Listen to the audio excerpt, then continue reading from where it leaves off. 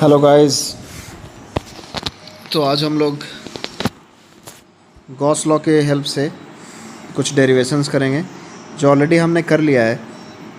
Electric field जो extended bodies का हमने डेरिवेशंस किया था, लाइक सारे लेक्चर्स जो मैंने डाले हैं उनका फिर से हम डेरिवेशन करेंगे यूजिंग गॉस लॉ। ठीक है, तो सबसे पहला जो डेरिवेशन आपके सामने है वो है infinite line charge. Infinite line charge, ठीक। तो आपके सामने देखो, यहाँ पे एक इनफाइनाइट लाइन चार्ज बना के रखा हूँ मैं रेड लाइन से, रेड डॉटेड लाइन, और मैंने उसके चारों तरफ एक गॉसियन सरफेस ले लिया है। गॉसियन सरफेस, अब गॉसियन सरफेस क्या है? एक क्लोज सरफेस। आपको बताया था मैंने कि E dot D A is equal to Q enclose upon E naught में ई डॉट डी ए कौन से सरफेस पे इवेलुएटेड होता है? क्लोज सरफेस पे। किस पे? क्लोज्ड सरफेस पे। ठीक है, तो यहाँ पे हमने एक गॉसियन सरफेस ले लिया। जब भी अब मैं गॉसियन सरफेस बोलूँगा मतलब मेरा मतलब रहेगा क्लोज्ड सरफेस। ठीक है, तो यहाँ पे सिलिंड्रिकल शेप का मैंने एक गॉसियन सरफेस ले लिया। ठीक है, अब यहाँ पे पिंक लाइन से आपके सामने जो फिगर है, पिंक लाइन से मैंने क्या दिखा दिया? Electric field. क्या है ये? इलेक्ट्रिक फील्ड लाइंस हैं जो कि सिमेट्रिकली बाहर निकल रही हैं। और आपको पता भी है कि इनफाइनाइट लाइन चार्ज से इलेक्ट्रिक फील्ड लाइंस कैसे निकलती हैं? रेडियली आउटवर्ड निकलती हैं। ठीक है, तो ऐसे निकल रही हैं। तो वो गॉसियन सरफेस को कैसे कट करेगा? गॉसियन सरफेस को वो परपेंडिकुलरली कट करेगा। ठीक है ना। और गॉसियन सरफेस को सिलिंड्रिकल फॉर्म में लिया है मैंने, 3D में है ये फिगर। उसकी लंबाई कितनी है सिलेंडर की? L। आपको फिगर में साफ साफ दिख रहा होगा यहाँ पे। लैम्डा चार्ज पर यूनिट लेंथ है किस पे? वायर पे। ये जो रेड लाइन है बीच में सिलेंडर के, इस पे लैम्डा चार्ज पर यूनिट लेंथ है। अब इस पर मैं गॉस लॉ लगाऊंगा तो E dot D A is equal to Q enclose upon E naught. Q enclose की वैल्यू कितनी होगी? लैम्डा इंटू एल, है ना। लैम्डा चार्ज पर यूनिट लेंथ है और वो कितना वायर का पोर्शन अंदर है गॉसियन सरफेस में, तो वो एल लेंथ का वायर का पोर्शन अंदर है, तो लैम्डा इंटू एल चार्ज हो जाएगा, है ना। तो लैम्डा इंटू एल रख दूंगा मैं यहाँ पे अपॉन एप्सिलॉन नॉट। ठीक है, अब यहाँ पे देखो इलेक्ट्रिक फील्ड कांस्टेंट है क्योंकि जितना भी गॉसियन सरफेस है वो जो लाइन चार्ज है, इनफाइनाइट लाइन चार्ज, उससे आर दूरी पे है। सारा गॉसियन सरफेस आर दूरी पे है, स्मॉल आर दूरी पे है। ठीक है, तो इलेक्ट्रिक फील्ड वहाँ पे क्या है? कांस्टेंट वैल्यू है और एक रेडियल डायरेक्शन में ही है। ठीक है, रेडियल डायरेक्शन में ही है। तो E इंटू क्या होगा? 2 pi r L. E into 2 pi r L, जो लेटरल सरफेस है उसी से इलेक्ट्रिक फील्ड निकलेगा। तो लेटरल सरफेस की सरफेस एरिया कितनी होती है सिलेंडर की? 2 पाई आर एल। अच्छा, ऊपर दोनों जो डिस्क हैं उससे फ्लक्स ज़ीरो होगा। तुम समझ सकते हो क्यों? क्योंकि ऊपर वाले डिस्क का जो नॉर्मल होगा वो इलेक्ट्रिक फील्ड के साथ परपेंडिकुलर होगा, तो उसका फ्लक्स तो ज़ीरो हो जाएगा। Cos phi E dot D A cos phi, cos 90 zero. तो इसी कारण सिर्फ लेटरल सरफेस का एरिया यहाँ पे फिगर आउट हुआ है। तो देखो तुम्हारे सामने E into 2 pi r L मैंने डाल दिया, फ्लक्स लिख लिया। फ्लक्स किसके बराबर है? Q enclosed upon E naught. तो यहाँ से E की वैल्यू आ गई आपकी lambda by 2 pi E naught R. E की वैल्यू कितनी आ गई? Lambda by 2 pi E naught R. अब देखो यहाँ पे क्या किया मैंने,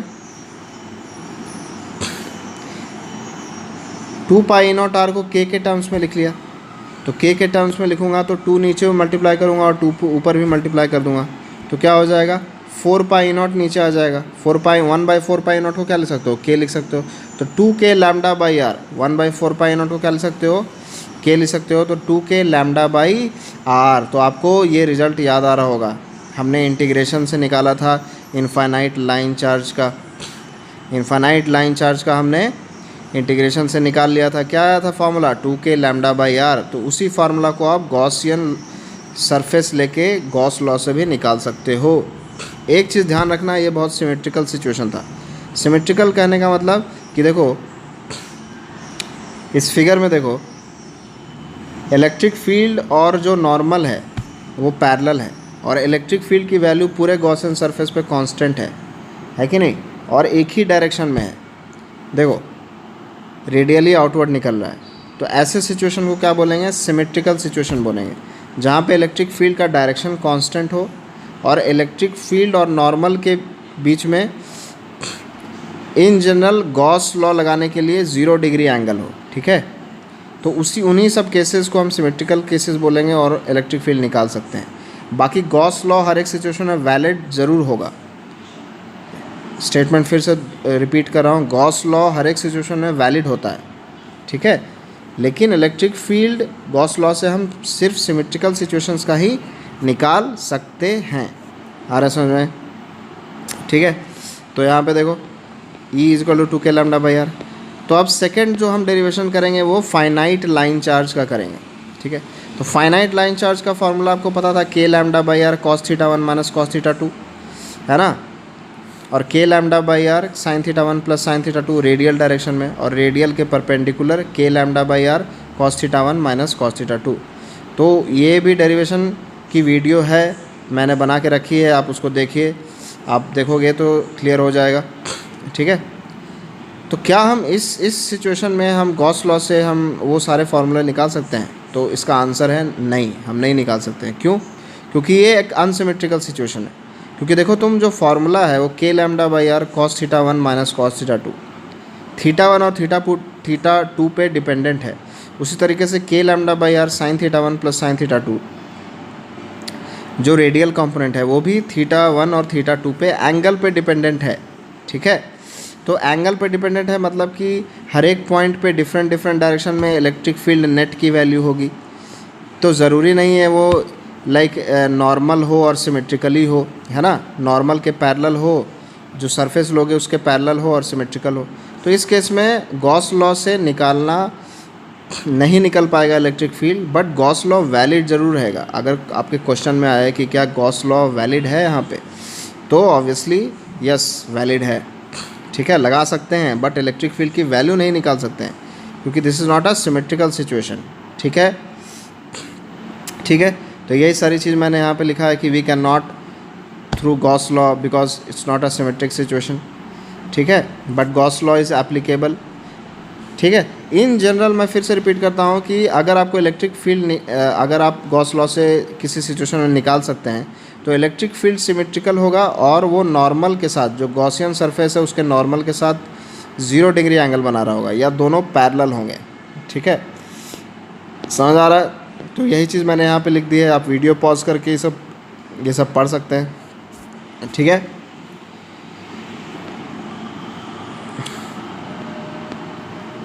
एग्जैक्टली यहाँ पे लिखा था कि in situation of high symmetry E net is parallel to area normal like in infinite line charge. जैसे इनफाइनाइट लाइन चार्ज में इलेक्ट्रिक फील्ड नॉर्मल के पैरेलल था, आप देख सकते हैं।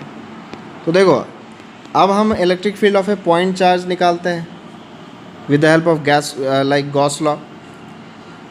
तो electric field of a point charge with the help of Gauss law, यहाँ पे देखो Q चार्ज रखा हुआ है ब्लू कलर से बीच में, एक मैंने येलो कलर से गॉसियन सरफेस ले लिया जो कि स्फेरिकल है, ठीक है, स्फेरिकल गॉसियन सरफेस ले लिया, और इलेक्ट्रिक फील्ड रेडियली बाहर निकलती है। अब आपको तो पता ही है Q चार्ज का इलेक्ट्रिक फील्ड कैसा होता है, वो रेड कलर से दिखा दिया, आपके सामने फिगर है।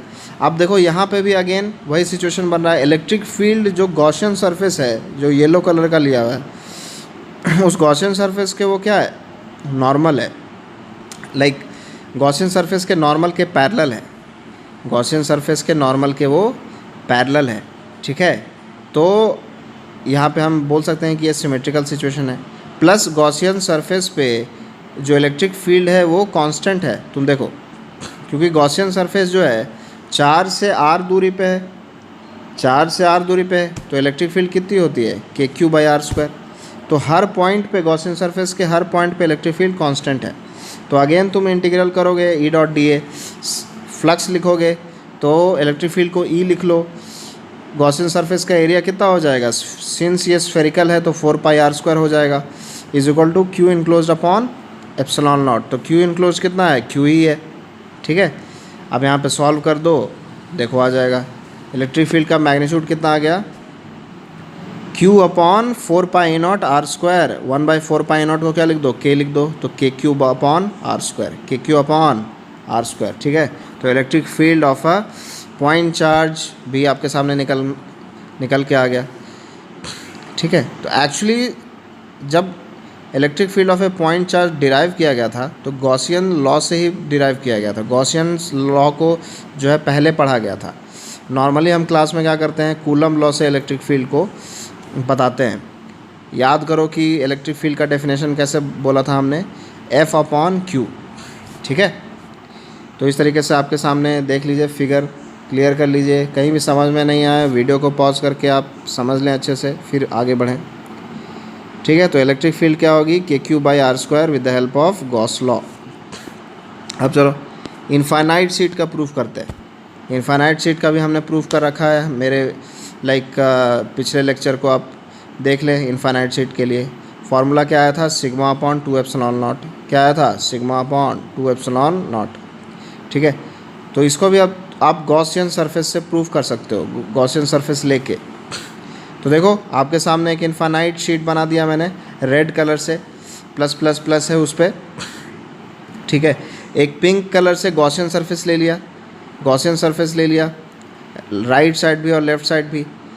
फिर इलेक्ट्रिक फील्ड दिखा दिया। तुम्हें पता है कि इनफाइनाइट शीट का इलेक्ट्रिक फील्ड कैसा होता है, वो रेडियली आउटवर्ड निकलता है और सारे फील्ड लाइंस पैरेलल होते हैं एक दूसरे के, दोनों साइड, शीट के दोनों साइड।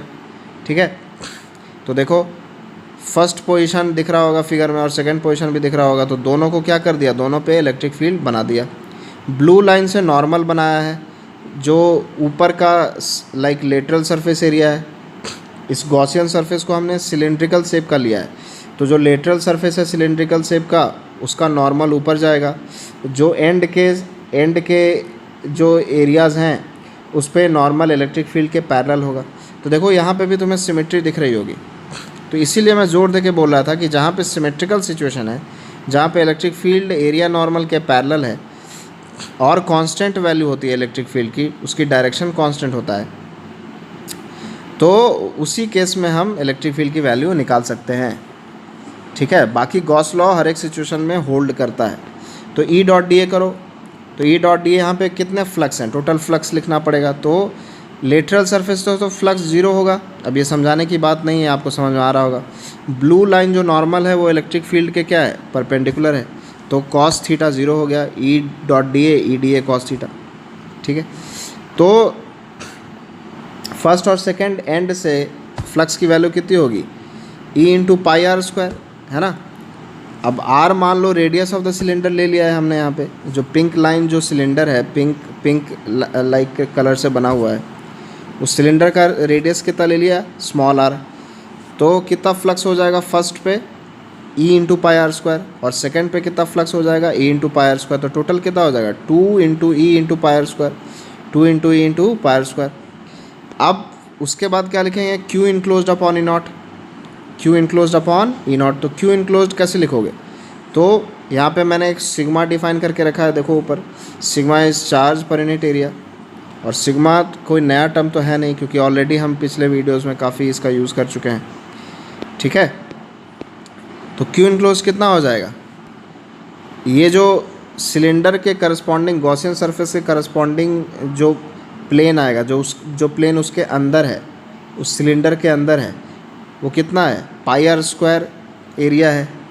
πr² प्लेन का एरिया सिलेंडर के अंदर है, तो उस पर चार्ज कितना हो जाएगा, सिग्मा × πr²। तो देखो यहाँ पे, जहाँ पे ग्रीन लाइन से मैंने लिखा हुआ है सिग्मा × πr², Q इनक्लोज हो जाएगा by E0। E/πr² plus E/πr², 2 × E/πr² हो जाएगा, है ना। यहाँ पे क्या हो जाएगा, πr² कट जाएगा। देखो तुम्हारे सामने क्या आ गया, sigma upon 2E0, sigma upon 2ε0, है ना। तो सिग्मा अपॉन 2ε0 आपके सामने रिज़ल्ट आ गया है।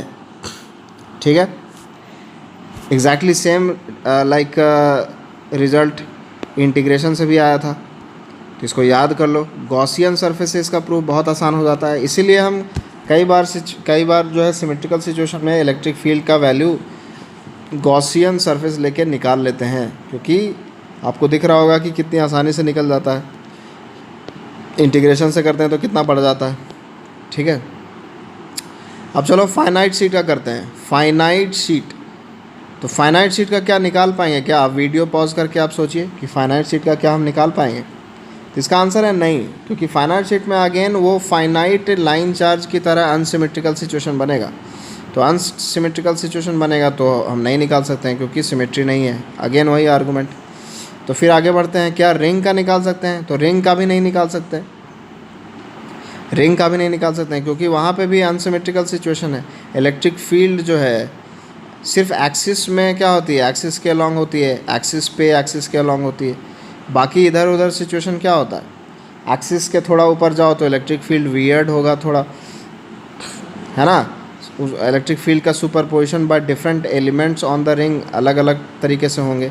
ठीक है, एंगल अलग बनेगा, तो बिल्कुल ही अनसिमेट्रिकल सिचुएशन है। तो रिंग का भी नहीं निकाल सकते हो, तो तुम्हें फॉर्मल इंटीग्रेशन से ही जाना पड़ेगा। और इसका वीडियो मैंने बना रखा है, तो आप उसको देखिए, रेफ़र करिए, रिपीट करके आप देख सकते हैं। ठीक है, तो अब चलो करते हैं थिक शीट का। ठीक है, यहाँ तक होपफुली आपको समझ में आ रहा होगा।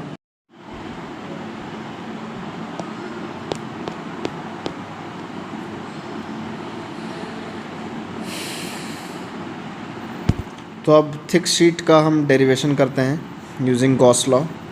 ये इनफाइनाइट थिक शीट है।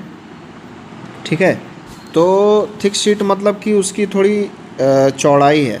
ठीक है, तो देखो यहाँ पे मैंने फिगर बना के रखा है आपके लिए। यहाँ पे देखिए पिंक लाइन से मैंने थिक शीट को बना दिया है। उसका जो मैंने डायमेंशन लिया है, लाइक थिकनेस जो है वो मान लीजिए L है। ठीक है, तो अभी उसकी ज़रूरत नहीं पड़ेगी। अभी मैं इनसाइड में इलेक्ट्रिक फील्ड क्या होगी इसका कैलकुलेशन कर रहा हूँ। ठीक है, तो इनसाइड में कैलकुलेशन करने के लिए हम क्या कर रहे हैं, हमने एक गॉसियन सरफेस ले लिया शीट के अंदर ही। ठीक है, तो वो रेड कलर से दिखा दिया है, देखिए मैंने गॉसियन सरफेस लिख भी दिया है। ठीक, अब देखो इलेक्ट्रिक फील्ड अंदर भी क्या होगी, जो सिमेट्रिकल लाइन है उसके परपेंडिकुलर ऊपर निकलेगी और सिमेट्रिकल लाइन के नीचे परपेंडिकुलरली नीचे निकलेगी। ठीक है, आपको पता ही है कि इनफाइनाइट शीट के सामने इलेक्ट्रिक फील्ड पैरेलली रेडियली बाहर निकलती है, तो अंदर भी वही सिचुएशन है। ठीक है, तो अगर गॉसियन सरफेस लोगे इस तरीके से क्यूबॉइड शेप का, जिसका एक अपर सरफेस होगा जिसको मैंने 1 बोल दिया है और लोअर सरफेस होगा 2, तो अपर सरफेस और लोअर सरफेस का एरिया A मान लेते हैं, कैपिटल A। तो देखो यहाँ पे भी सिमेट्रिक की सिचुएशन दिख रही होगी। इलेक्ट्रिक फील्ड जो है नॉर्मल के पैरेलल है, जो अपर सरफेस का नॉर्मल है, उस तरीके से सेकंड सरफेस का जो नॉर्मल है वो इलेक्ट्रिक फील्ड के पैरेलल है। और बाकी जो लेटरल सरफेसेस हैं साइड में, उसमें इलेक्ट्रिक फील्ड और नॉर्मल की जो के बीच में जो एंगल है वो 90 डिग्री है, तो फ्लक्स नहीं होगा वहाँ से। ठीक है, तो सिर्फ फ्लक्स में कौन कंट्रीब्यूट करेगा, फर्स्ट और सेकंड। तो अब नीचे आ जाओ, देखो गॉस लॉ लगा दिया मैंने, E dot D is equal to Q enclosed upon E0। First और सेकंड के कारण देखो इलेक्ट्रिक फ्लक्स क्या होगा, E इंटू ए सिंपली, है ना, कॉस 0 1 हो गया, is equal to Q enclose. तो क्यू इनक्लोज कितना होगा, तो रो है वॉल्यूम में distribution, volume of the cuboid कितना होगा, A into L, area of base into height. तो rho into A into L लिख दिया मैंने, Q enclosed by epsilon naught. ठीक है, आप देखो यहाँ पे 2 into E into A is equal to rho L A by epsilon naught, है ना। इसको सॉल्व कर दिया, तो आपके सामने सॉल्व किया है, A कट गया, E की वैल्यू क्या आ गई, rho L upon 2E0। E की वैल्यू क्या आ गई, रो एल अपॉन 2E0। अच्छा, L क्या माना था, देखो L माना था क्यूबॉइड का पूरा जो चौड़ाई है, जो गॉसियन सरफेस क्यूबॉइड शेप का लिया था उसकी चौड़ाई L मानी थी।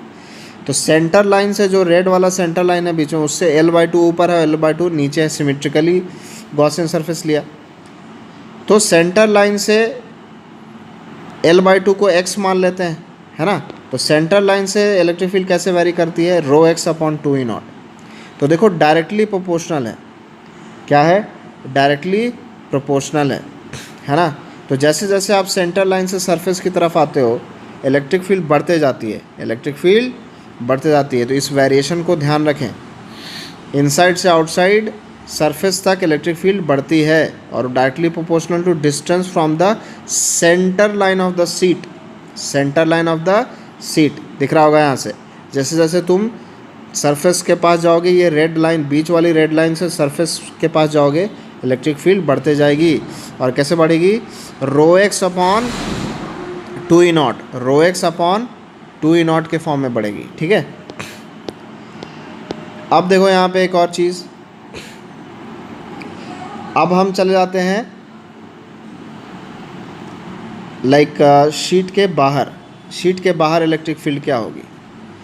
तो जो डेरिवेशन करके आया इनसाइड वाला, उसके बारे में मैंने लिख दिया यहाँ पे कि inside is directly proportional to x, x is distance from the origin line और सेंटर लाइन। सेंटर लाइन आपको दिख रहा होगा बीच में। ठीक है, तो अब हम इसका ग्राफ प्लॉट करेंगे। तो ई और एक्स का अगर तुम ग्राफ प्लॉट करोगे तो x is equal to L. अब एल क्या ले लिया है मैंने? एल ले लिया, कैपिटल एल, उसकी आधी थिकनेस। तो टोटल थिकनेस कितना हो गया? 2L। ठीक है, तो सरफेस पे जाते हुए x की वैल्यू कितनी हो जाएगी? x is equal to L हो जाएगी, है ना। तो तब तक लाइक रिलेशन कैसा रहेगा? इलेक्ट्रिक फील्ड और distance from the centre line कैसा रिलेशन रहेगा? Rho x upon 2E0, directly proportional. तो देखो ग्राफ जो है x is equal to L तक एक लाइक कांस्टेंट स्लोप का ग्राफ है और इलेक्ट्रिक फील्ड बढ़ रही है। उसके बाद ये इलेक्ट्रिक फील्ड कांस्टेंट हो जाती है x is equal to L के बाद। इस ग्राफ को ध्यान से देखना। तो ये आउटसाइड का सिचुएशन है। तो आउटसाइड का सिचुएशन हम डिराइव करते हैं, है ना। तो देखो आउटसाइड का सिचुएशन में ग्राफ को देखो, ऊपर ध्यान से देखना, कांस्टेंट रिजल्ट आना चाहिए। तो आउटसाइड के सिचुएशन में हम एक क्यूबॉइड ऐसा लेते हैं जो कि अब क्या है, उसका डायमेंशन जो है शीट के बाहर निकल गया है। सिचुएशन तो सेम ही रहेगा। फर्स्ट और second surface, electric field first surface से वर्टिकली अपवर्ड जाएगी, सेकंड सरफेस से वर्टिकली डाउनवर्ड जाएगी। ठीक है, और ब्लू लाइन नॉर्मल दिखा रहा है। तो लेटरल सरफेसेस से क्या होगा? फ्लक्स ज़ीरो होगा। जो भी कंट्रीब्यूशन आ रहा है फ्लक्स का वो फर्स्ट और सेकंड से आ रहा है। तो डायरेक्ट लिख देते हैं फर्स्ट और सेकंड का कंट्रीब्यूशन। क्यू इनक्लोज्ड क्या होगा? तो देखो क्यू इनक्लोज्ड ये वाला पोर्शन होगा जो बीच में शीट का पोर्शन आ रहा है क्यूबॉइड के अंदर। तो वो कितना आ रहा है? रो इंटू ए इंटू, अब क्या हो लिखोगे? 2L लिखोगे। थिकनेस कितना हो गया? L ऊपर, कैपिटल L ऊपर और कैपिटल L नीचे। ठीक है, तो टोटल थिकनेस कितनी हो गई? चौड़ाई कितनी होगी? 2L। तो रो इंटू ए इंटू 2L, ए इंटू 2L वॉल्यूम है। ठीक है, अब देखो यहाँ पे EA प्लस EA 2EA हो गया, रो इंटू ए इंटू 2L लिख दिया मैंने, राइट। तो अब देखो यहाँ पे कैंसिल हो जाएगा कुछ टर्म, ए कैंसिल हो गया। तो ए की वैल्यू क्या आ गई? Rho L upon 2E0। अब देखो एल भी कांस्टेंट है, रो भी कांस्टेंट है, एप्सिलॉन नॉट भी कांस्टेंट है। तो इलेक्ट्रिक फील्ड क्या होगी? कांस्टेंट हो गई। इलेक्ट्रिक फील्ड क्या होगी? कांस्टेंट होगी। तो एल जो है उस शीट का आधा थिकनेस है। तुम देखो ध्यान से यहाँ पे, एल जो है शीट का आधा थिकनेस है। ठीक है, तो अगर टोटल थिकनेस टी है तो एल की जगह पे क्या लिख सकते हो? T/2। तो कभी कभी इन टर्म्स में भी एग्ज़ाम में क्वेश्चन पूछता है। ठीक है, तो ध्यान देना कि फॉर्मूले में जब आप थिक शीट के बाहर रहते हो तो फॉर्मूला क्या होता है? Rho into T/2 into E0, है ना, where T is thickness of the sheet. ठीक है, या तुम rho into L into E0 भी बोल सकते हो, where L is half thickness of the sheet. ठीक है, और ये वैल्यू क्या है? कांस्टेंट है, क्योंकि थिकनेस भी कांस्टेंट है, रो भी कांस्टेंट है, एप्सिलॉन नॉट तो कांस्टेंट होता ही है। तो ग्राफ कैसा बन के आ जाएगा? देखो पहले इनसाइड में वो डायरेक्टली प्रोपोर्शनल टू एक्स है तो बढ़ेगा। ठीक है, और कांस्टेंट स्लोप के साथ बढ़ेगा, क्योंकि स्लोप इसका क्या होगा? अगर तुम ग्राफ बनाओगे तो रो अपॉन 2E0 स्लोप होगा, विच इज़ अ कांस्टेंट। फिर इसके बाद इलेक्ट्रिक फील्ड की वैल्यू कांस्टेंट हो जाएगी इनफाइनाइट तक। ठीक है, मतलब इन्फिनिटी पे भी इलेक्ट्रिक फील्ड की वैल्यू रहेगी। यहाँ पे पैरेलल लाइंस हैं इलेक्ट्रिक फील्ड, है ना, तो उनके बीच में गैप चेंज नहीं हो रहा है। ठीक है, एज़ कम्पेयर टू चार्ज जहाँ पे गैप चेंज होते रहता है और इलेक्ट्रिक फील्ड की वैल्यू इनफाइनाइट पे 0 हो जाती है। ठीक है, तो होपफुली मैं यहाँ तक क्लियर कर रहा हूँगा सारा कुछ। ठीक है, वीडियो को पॉज करें और नोट्स बना लें आप हाथों हाथ, और सब समझते चलें। चलिए तो अब आगे चलते हैं। थिक शीट का तो हमने कर लिया, इनसाइड और आउटसाइड दोनों। आगे हम चलते हैं, अब देखते हैं कि डाइपोल का हम क्या निकाल पाएंगे। डाइपोल के electric field through Gaussian surface. तो डाइपोल एक अनसिमेट्रिकल सिचुएशन है। डाइपोल का लेक्चर भी मैं डाला हुआ हूँ, आप उसको देख लीजिएगा। अब आपको याद होगा कि डाइपोल का इलेक्ट्रिक फील्ड कैसा आता है। रेडियल डायरेक्शन में 2kp cos theta upon r cube, और रेडियल के एक परपेंडिकुलर डायरेक्शन में kp sin theta upon r cube. ठीक है, तो वहाँ पे भी थीटा पे डिपेंडेंस है।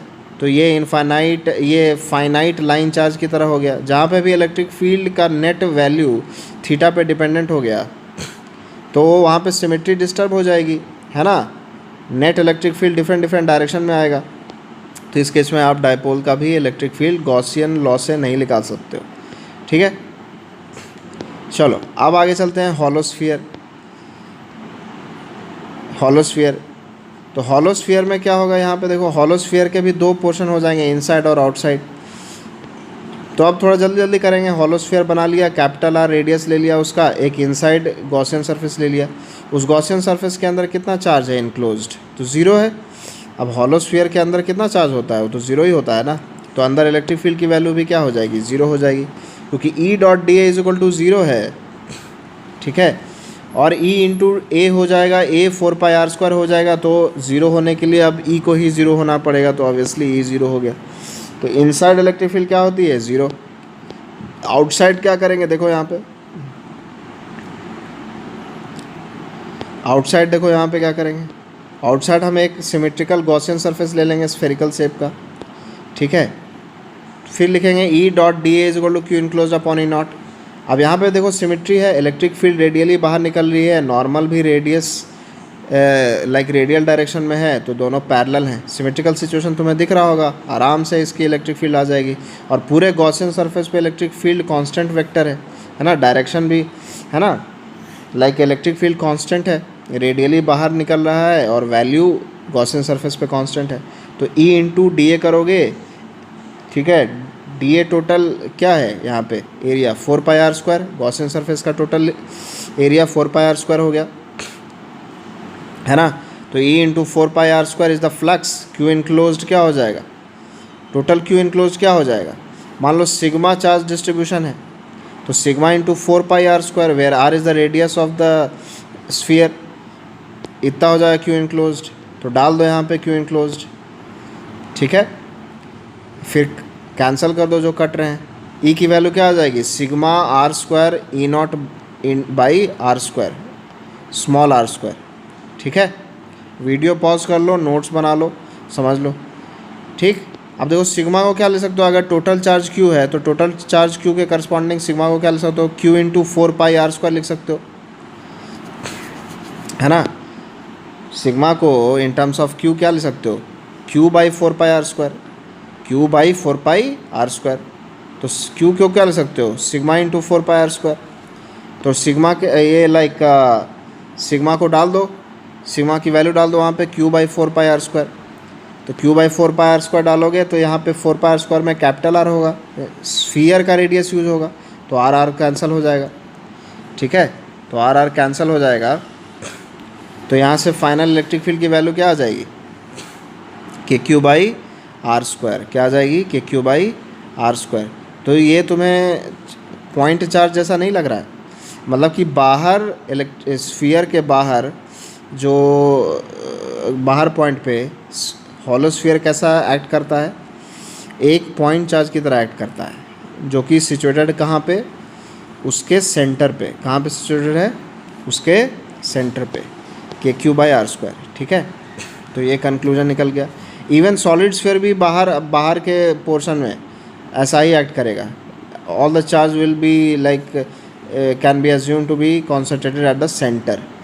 ठीक है, when charge is uniformly distributed inside the like solid sphere.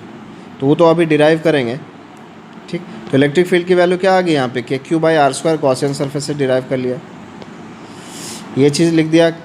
आपको अगर नोट्स बनाना है तो आप वीडियो पॉज करके लिख लें सारा। ग्राफ बना सकते हो। देखो अंदर ज़ीरो होगा, सरफेस तक ज़ीरो होगा, तो रेडियस तक क्या हो गया, ग्राफ ज़ीरो हो गया। उसके बाद रेडियस के बाद E will vary inversely proportional to r square, है ना। देखो E is equal to k cube by r square, और आर इन्फाइनाइट कर दोगे तो ई की वैल्यू क्या हो जाएगी, ज़ीरो। तो ज़ीरो हो गया, तो E is equal to E is inversely proportional to r square. ठीक है, तो यहाँ पे लिख दिया हमने, ग्राफ भी बना दिया आपके सामने। ठीक, अब आ जाओ सॉलिड स्फीयर पे। तो सॉलिड स्फीयर में इनसाइड और आउटसाइड फिर करेंगे, तो बिल्कुल सेम तरीके से हम गॉसियन सरफेस लेंगे। तो अब ज़्यादा एक्सप्लेन करने की कोई ज़रूरत नहीं है। यहाँ पे भी सिमेट्रिकल सिचुएशन होगा, अंदर भी इलेक्ट्रिक फील्ड रेडियली बाहर आ रही है। तो जो भी गॉसियन सरफेस लोगे उसके नॉर्मल के क्या होगा, नॉर्मल भी रेडियस के डायरेक्शन में होगा, है ना। तो नॉर्मल और इलेक्ट्रिक फील्ड पैरेलल हो जाएंगे। तो सिमेट्रिकल सिचुएशन दिख रहा है आपको।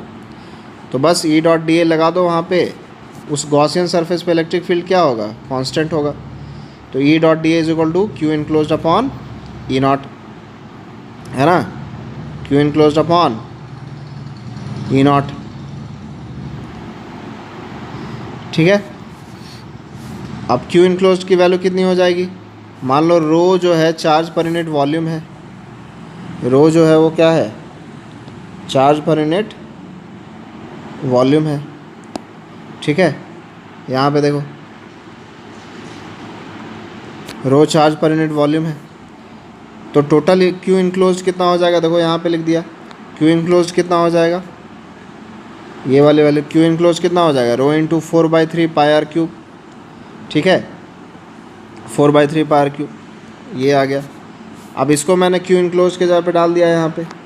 ठीक, तो क्यू इनक्लोज के जगह पे डाल दिया, तो E into 4 pi r square और rho into 4/3 pi r cube. तो ई की वैल्यू कितनी आ गई, इन टर्म्स ऑफ रो ये आ गई, रो आर अपॉन 3 ई नॉट। तो देखो अंदर में जो है ये डायरेक्टली प्रोपोर्शनल टू आर है, स्मॉल आर। और स्मॉल आर कहाँ से मेज़र किया है, देखो फिगर में देख लो, यहाँ पे स्मॉल आर कहाँ पे मेज़र किया गया है, it is from the centre of the sphere. तो जैसे जैसे सरफेस पे जाओगे इलेक्ट्रिक फील्ड बढ़ते जाएगी। अब इसको तुम क्या लिख सकते हो, कैपिटल क्यू के टर्म्स में डिनोट कर सकते हो। देखो यहाँ डिनोट किया है, तो रो को क्या लिख सकते हो, Q by 4/3 pi r cube लिख दो, वहाँ पे कैंसिल कर दो, तो देखो ये फॉर्म आ जाएगा। तो दोनों फॉर्म आपको याद रखना है, दोनों फॉर्म आपको याद रखना है इस तरीके से। ठीक है, तो अंदर डायरेक्टली प्रोपोर्शनल टू आर होता है इलेक्ट्रिक फील्ड। ठीक, आउटसाइड देखिए, आउटसाइड क्या होगा, तो आउटसाइड देखो गॉसियन सरफेस ये वाला ले लिया, ब्लैक वाला जो डॉटेड लाइन है इस तरीके से। ठीक है, यहाँ पे भी जो है इलेक्ट्रिक फील्ड नॉर्मल के पैरेलल है, गॉसियन सरफेस पे जो नॉर्मल है ये यहाँ से दिखा रहा हूँ, यहाँ पे देखो ये। ठीक है, तो अब जो है लिख दो फिर से गॉस लॉ लिख दो, ई dot D A Q enclose upon E naught. अब तो पूरा स्फीयर ही अंदर आ गया, तो पूरा चार्ज अंदर आ जाएगा। तो ई डॉट डी ए जो गॉसियन सरफेस का जो वो होगा सरफेस एरिया, वो कितना होगा, 4 पाई आर स्क्वायर। आर ये यूज़ करेंगे, स्मॉल आर। ठीक है, तो देखो ई डॉट डी ए यहाँ लिख दिया, Q enclosed rho into 4/3 pi r cube होगा बाई ई नॉट, यहाँ पे लिख दिया 4/3 पाई आर क्यूब, है ना। चार्ज पर यूनिट वॉल्यूम से total volume of the sphere multiply कर दूंगा, है कि नहीं। तो यहाँ से ई की वैल्यू आ जाएगी। तो देखो आउटसाइड की वैल्यू जो है वो क्या आ गया, ये वैल्यू आ गई कैलकुलेट करके, rho r cube upon 3 naught r square outside. इसको क्यू के टर्म्स में भी लिख सकते हो, तो रो को क्या लिख सकते हो, Q by 4/3 pi r cube. तो वो तो लिख दिया मैंने। तो देखो फाइनली सॉल्व करके क्या आ गया, 4/3 पाई आर क्यूब करोगे तो 4 पाई ई नॉट नीचे बच जाएगा, आर क्यूब कट जाएगा और 3 कट जाएगा, तो ई नॉट आर स्क्वायर।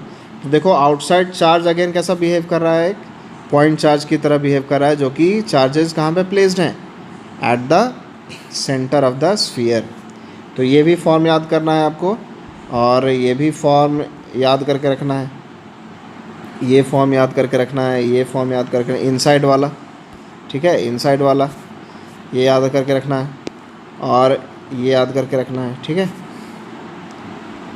वैसे डेरिवेशन कुछ टफ नहीं है, तुम्हें लग रहा होगा कि गॉस लॉ से डेरिवेशंस बहुत आसान हो जाते हैं इलेक्ट्रिक फील्ड के। ठीक है, यही चीज़ आप इंटीग्रेशन से करोगे तो डिफ़िकल्ट आएगा। ठीक है।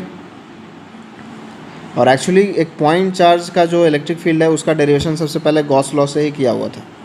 तो पहले गॉस लॉ को ही पढ़ा गया था, उसके बाद हम like electric field of point charge through Coulomb's law के थ्रू निकाले थे। ठीक है, लाइक हिस्टोरिकली ऐसा ही हुआ। तो इलेक्ट्रिक फील्ड कैसे डिफाइन किया गया था, याद आ रहा होगा, F/Q। ठीक, अब यहाँ पे देख लो, ग्राफ बना लेते हैं। तो ग्राफ इनसाइड क्या होगा, डायरेक्टली प्रोपोर्शनल टू आर है, डायरेक्टली प्रोपोर्शनल टू आर आया था, देखो यहाँ पे डायरेक्टली प्रोपोर्शनल टू आर। और आउटसाइड क्या है, inversely proportional to r square, inversely proportional to r square. तो यहाँ पे बना दिया है ना। इनफाइनाइट पे चले जाओगे तो इलेक्ट्रिक फील्ड ज़ीरो हो जाएगी। तो देखो यहाँ पे ज़ीरो हो रही है इलेक्ट्रिक फील्ड। ठीक है, असिम्प्टोटिक हो जाएगी, एग्जैक्टली ज़ीरो नहीं होगी, क्लोज टू ज़ीरो होगी। इस तरीके से ग्राफ है, इसको याद रखिए, साथ ही साथ आप सब नोट करते जाइए। अब यहाँ पे देखो, electric field inside a cavity क्या निकाल सकते हैं, इस पर भी मैंने एक लेक्चर डाला हुआ है, आप उसको ध्यान से देख लीजिएगा। बहुत ही इंपॉर्टेंट लेक्चर है वो, और IIT मेंस एडवांस में प्रॉब्लम आते ही हैं। तो क्या कैविटी का हम गॉसियन सरफेस से इलेक्ट्रिक फील्ड निकाल सकते हैं, तो आंसर होगा नहीं, क्योंकि वो सिमेट्रिकल सिचुएशन नहीं है। और ये कई बार मैं बता चुका हूँ पहले भी, लाइक अभी भी जो कुछ डेरिवेशंस देखे गॉस लॉ के थ्रू। ठीक है, तो अनसिमेट्रिकल सिचुएशन के कारण हम नहीं निकाल सकते हैं, लेकिन गॉस लॉ एप्लीकेबल है ना। E.dA = Q enclosed upon E0, ये एप्लीकेबल होगा, बट इलेक्ट्रिक फील्ड की वैल्यू नहीं निकल सकती है वहाँ से। ठीक, अब चलो एक थिक वायर का देख लेते हैं। थिक वायर, तो थिक वायर क्या है, पहले लाइन चार्ज लेते थे, जैसे थ्रेड पे चार्ज को अरेंज कर दिया तो वो लाइन चार्ज हुआ, लेकिन वायर तो थिक भी हो सकता है ना। तो अब थिक का दो पोर्शन हो जाएगा, एक इनसाइड एक आउटसाइड। तो अब इसमें सिमेट्रिकल सिचुएशन है, क्यों, क्योंकि ये इनफाइनाइट थिक वायर है। देखो यहाँ पे लिखा हुआ है infinite thick wire, infinite thick wire. ठीक है, तो इस सिचुएशन में हम निकाल सकते हैं, क्योंकि इस सिचुएशन में जो इलेक्ट्रिक फील्ड है वो परपेंडिकुलर ही होगी। क्या होगी, परपेंडिकुलर ही होगी। ठीक है, लाइक गॉसियन सरफेस के। तो अब इस सिचुएशन में गॉसियन सरफेस कैसा लेंगे, जैसा लाइन चार्ज में लिया था, सिलिंड्रिकल। ठीक है, तो पहले हम आउटसाइड का निकाल रहे हैं। ठीक, तो ब्लू लाइन से, ये जो ब्लू लाइन से दिखाया हुआ है ये थिक वायर है, और गॉसियन सरफेस मैंने रेड लाइन से लिया है, रेड डॉटेड लाइन से। ठीक है, रेड डॉटेड लाइन से हमने गॉसियन सरफेस लिया है। तो अब देखो इलेक्ट्रिक फील्ड जो है, इलेक्ट्रिक फील्ड क्या होगी, इलेक्ट्रिक फील्ड तो नॉर्मली निकलेगी ना, गॉसियन सरफेस के जो लेटरल सरफेस एरिया है उससे नॉर्मली होगा, है ना। जैसे लाइन चार्ज का इलेक्ट्रिक फील्ड निकलता है, उसी तरीके से ये रेडियली बाहर निकलेगा। तो ऊपर दोनों सरफेसेस हैं, इन दोनों सरफेसेस से, जिसको 3 और 4 बोल दो, इनसे ज़ीरो फ्लक्स होगा, क्योंकि इलेक्ट्रिक फील्ड और नॉर्मल क्या है, एक दूसरे के परपेंडिकुलर हैं। जो भी इलेक्ट्रिक फ्लक्स का कंट्रीब्यूशन होगा वो यहाँ से होगा और यहाँ से होगा। ठीक है, तो लिख दिया हमने, देखो यहाँ पे क्या है। और जो गॉसियन सरफेस लिया, सिलेंड्रिकल सरफेस, उसकी लंबाई L ले ली यहाँ पे। तो E.dA = Q enclose upon E0। Q enclose कितना होगा, rho into πr²L, πr²L the volume of the cylinder. ठीक है, बाई ε0, है ना। अब यहाँ पे देखो हम कहाँ हैं, बाहर हैं, आउटसाइड रीजन में निकाल रहे हैं। ठीक है, आउटसाइड रीजन में निकाल रहे हैं। ठीक, तो DA की जगह पे क्या आ जाएगा, lateral surface area of cylinder आ जाएगा, क्योंकि फ्लक्स बस वहीं से कंट्रीब्यूशन आ रहा है। तो 2πrl लिख दिया यहाँ पे। ठीक है, 2πrl लिख दिया, बाकी कैंसिल किया, तो फाइनली फार्मूला आपका ये आ गया, रो इंटू r²/2E0r। ठीक है, रो इंटू r²/2E0r। तो इन टर्म्स ऑफ अगर लैम्डा लिखोगे तो लैम्डा क्या होगा, total charge upon length, charge पर यूनिट लेंथ। तो टोटल चार्ज कितना है, रो इंटू πr² इंटू L। जो सिलेंडर है, जिस सिलेंडर में जो गॉसियन सरफेस हमने सिलेंड्रिकल लिया, उसमें कितना चार्ज इनसाइड है, ट्रैप्ड, तो वो भी सिलेंड्रिकल लाइक शेप में भी ही है ना, वो भी तो सिलेंड्रिकल शेप में ही है। तो कितना चार्ज होगा total, rho into πr² into L, by L करेंगे तो LL चला जाएगा, तो लैम्डा। तो रो को हम लैम्डा के टर्म्स में लिख सकते हैं, वो कितना लिख सकते हैं, लैम्डा बाई πr²। तो लैम्डा लिख लो रो के जगह, लाइक रो के जगह पे। तो अगर वैसा लिखोगे तो देखो यहाँ पे रो की जगह पे क्या लिख लिया, lambda by pi r square. R square से आर स्क्वायर चला गया तो वैल्यू क्या आ गई, 2k lambda by r, 2k lambda by r. तो ये रिज़ल्ट याद आ रहा है कुछ, ये इनफाइनाइट लाइन चार्ज का ही रिज़ल्ट है, ठीक है। तो सिलेंडर के आउटसाइड एक थिक वायर है, तो थिक वायर के आउटसाइड वो एक लाइन चार्ज की तरह ही बिहेव करता है, और उसका फॉर्मूला क्या होता है, 2k लैम्डा बाई आर, ठीक है। तो लैम्डा के टर्म्स में भी याद रखो, चार्ज पर यूनिट लेंथ के टर्म्स में भी, और रो के टर्म्स में भी याद रखो। तो ये दोनों चीज़ रो के टर्म्स में भी याद रखो, फार्मूला रो चार्ज पर यूनिट वॉल्यूम, ठीक है। तो ये थिक शीट का बाहर का रीजन हो गया। इनसाइड में भी हम सेम करेंगे, अब गॉसियन सरफेस इनसाइड आ जाएगा, सिमिलर टाइप का प्रोसेस है। इलेक्ट्रिक फील्ड फिर वैसा ही रहेगा, लेटरल सरफेस से परपेंडिकुलर रहेगा, लेटरल सरफेस ही इलेक्ट्रिक फ्लक्स में कंट्रीब्यूट करेगा। जो फर्स्ट और सेकंड सरफेस है इससे कोई कंट्रीब्यूशन नहीं आएगा, क्योंकि देखो ब्लू लाइन से नॉर्मल दिखाया है, नॉर्मल इलेक्ट्रिक फील्ड के परपेंडिकुलर होगा। तो again E dot D A Q enclose लिख लिया upon E naught, Q enclose क्या होगा, rho into pi r square L. Again ये सिलिंड्रिकल है, ये सिलिंड्रिकल गॉसियन सरफेस है, तो पायर स्क्वायर एल लंबाई एल है, ठीक है। आर स्मॉल आर यूज़ होगा, अगेन 2 पाई आर एल लिखोगे यहाँ पे, ठीक है। कैंसिल करोगे, इलेक्ट्रिक फील्ड की वैल्यू इनसाइड आ गई। तो यहाँ पे क्या दिख रहा है तुम्हें कि ये डायरेक्टली प्रोपोर्शनल टू क्या है, डिस्टेंस फ्रॉम द एक्सिस। देखो आर कहाँ है, ये आर जो लिया है मैंने स्मॉल आर, ये कहाँ से है, डिस्टेंस फ्रॉम द एक्सिस है, ठीक है। तो it is directly proportional to distance from the axis, मतलब कि inside a thick wire electric field जो है वो बढ़ती है as we go to the surface of the wire, ठीक है। अब इसी को अगेन दोबारा लैम्डा के टर्म्स में लिख सकते हो। तो लैम्डा क्या है, चार्ज पर यूनिट लेंथ। तो रो के टर्म्स में लैम्डा डिफाइन कर लो, रो को वहाँ रिप्लेस कर दो, ठीक है। तो यहाँ फाइनल लैम्डा के टर्म्स में आ जाएगा। तो इसको भी याद रख सकते हो। अब रो तुम्हें याद रखना होगा कि lambda is a function of r square, है ना, क्योंकि lambda is dependent upon rho, यहाँ पे देखो तुम, ठीक है। तो मैं प्रेफर करूँगा कि आप ये याद रखिए और वो भी ध्यान में रखिए। तो आपको क्या पता चल गया यहाँ पे कि electric field inside is directly proportional to r and outside is inversely proportional to r, 2k lambda by r, inversely proportional to r. यहाँ पे देखो rho r square by 2 E naught r. तो इसका ग्राफ अगर बनाओगे तो graph कैसा आएगा, देखो ग्राफ तुम्हारे सामने आ गया, ठीक है। तो inside r is equal to r situation होने से पहले क्या है, डायरेक्टली प्रोपोर्शनल टू आर है, डिस्टेंस फ्रॉम द एक्सिस, और r greater than r. After this, after point A, r is greater than r and here r is less than r. तो ये क्या फिजिकली रिप्रेजेंट कर रहा है, आप wire से बाहर निकल गए हो, तो बाहर क्या है, electric field inversely proportional to r है। इनफाइनाइट पे देखो ये वैल्यू क्या हो जाएगी, 0 हो जाएगी, ठीक है। आर को इनफाइनाइट पुट कर दो तो क्लोज टू 0। तो इस तरीके से हमने गॉसियन लॉ को यूज़ करके, गॉसियन सरफेस को यूज़ करके हमने electric field in case of symmetrical situations derive कर लिया है काफ़ी सारे केसेस में। और जिन केसेस में नहीं कर पाए हैं, क्यों नहीं कर पाए हैं, ये भी मैंने बता दिया। अब देखो एक और केस, फाइनाइट थिक वायर है। अगर थिक वायर ही फाइनाइट कर दें तो इस केस में भी नहीं निकाल पाएंगे, क्योंकि इसकी इलेक्ट्रिक फील्ड सिमेट्रिकल नहीं होगी गॉसियन सरफेस के साथ, समझे। पर गॉस लॉ होल्ड करेगा, ठीक है, ठीक है। गॉस लॉ होल्ड करता है हर एक सिचुएशन में, ठीक है। तो इसको याद रखिए। तो इस तरीके से हमने देख लिया, आगे भी लेक्चर्स आते रहेंगे, तो वीडियो को शेयर करें।